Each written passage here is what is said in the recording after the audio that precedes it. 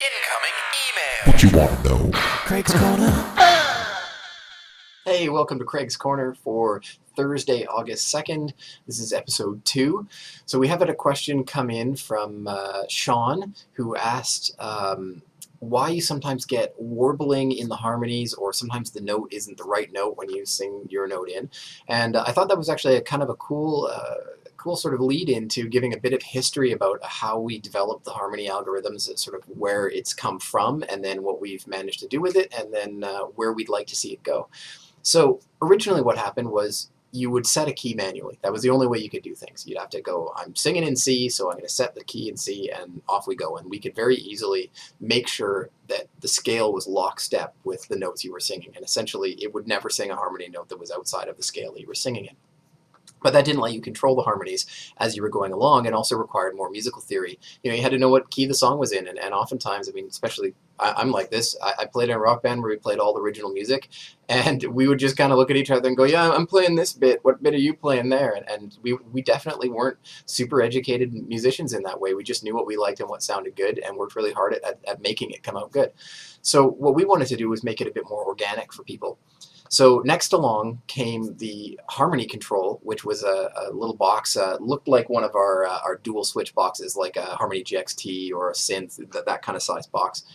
And you could plug your guitar into it, go into the unit, and then out to your amp, and then it would also send MIDI data to the vocal processor to figure out the key and scale.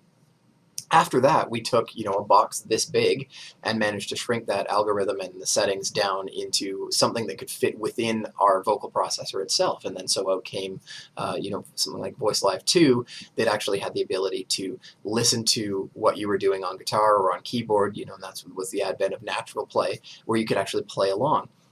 Then, of course, we run into some issues of, is the algorithm actually detecting the key and the scale properly? And so that was a big hurdle for us to overcome, actually detecting polyphonic pitch correction or pitch notes. So you're looking at polyphonic, meaning more than one note at a time. So in this case, we're looking at chords.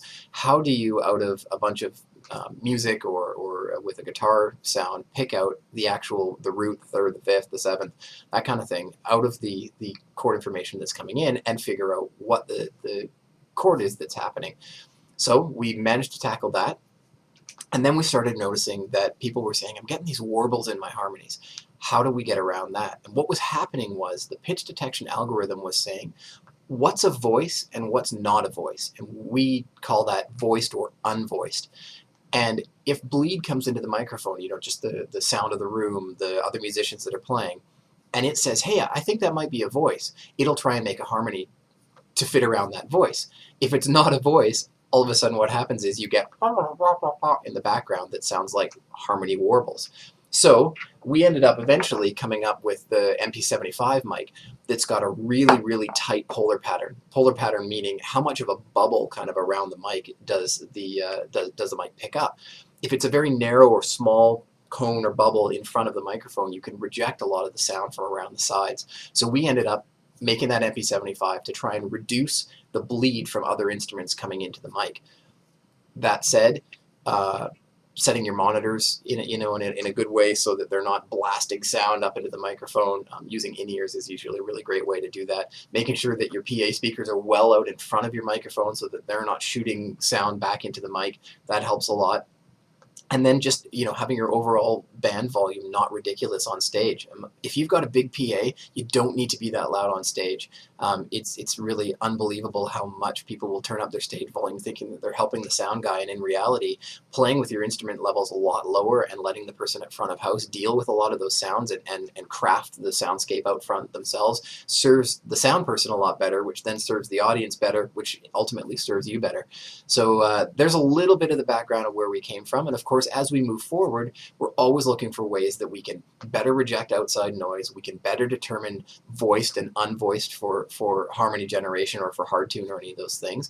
And then we're also looking at ways that we can make the interaction that those harmonies and effects have with you better and more intelligent. And that's something that's a real challenge that we're sort of working on for the future is how do we make the Helicon unit more of a band member, the fifth Beatle, as it were, compared to just being, a box that you need to babysit as you go along. And I think we've come a long way so far, and we're really looking forward to going further in the future. So that's it for today. If you've got a question, please send it in to Craig's Corner. Email address somewhere in here. We're looking over it. Yeah, somewhere there.